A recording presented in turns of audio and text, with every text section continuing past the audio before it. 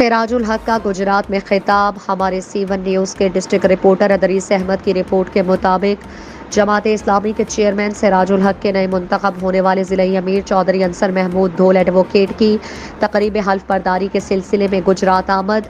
حلف برداری کے موقع پر سراج الحق نے میڈیا سے گفتگو میں کہا کہ حق اور سچائی کا ساتھ دینے والے ہی کامیاب ہوتے ہیں۔ آج ہر فرد یہ کہہ رہا ہے کہ ملکی حالات خراب ہیں، سوچنا یہ ہے کہ ملکی حالات کی خرابی کی وجہ کیا ہے۔ ہمارے ملک میں ادارے تباہ ہو گئے۔ آج ہمارے جج بھی یہ کہتے ہیں کہ ہمارے ملک میں انصاف نہیں ہے۔ انہوں نے کہا کہ آج ہماری عدالتوں میں انصاف نہیں، جج لوگوں کے منصب اور حیثیت کو دیکھ کر فیصلے دیتے ہیں۔ قانون صرف غریب اور عام کے لیے ہے، جج جرنیل پر کوئی ہاتھ نہیں ڈال سکتا۔ وکلا سے بھی اللہ کی پناہ، آج جج اندھا، گونگا اور بہرا ہے۔ ان کا کہنا تھا کہ جماعت اسلامی کو موقع ملا تو ایسا نظام لائیں گے جو سب کے لیے ایک جیسا ہوگا۔ قرض سے پاک پاکستان کے لیے سود کا خاتمہ کرنا ہوگا۔ جب حکومت یا ملک اللہ سے جنگ کرے گا، تباہی اس کا مقدر ہے۔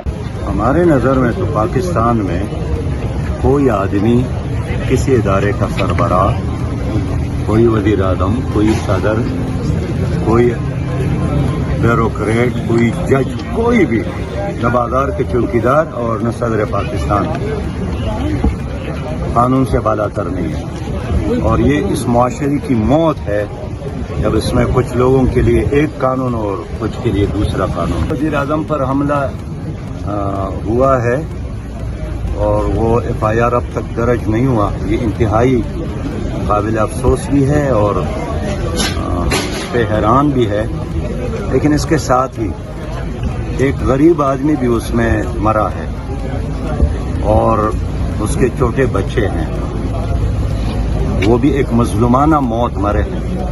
اب یہ بتایا جائے کہ اس کو کس نے مارا ہے۔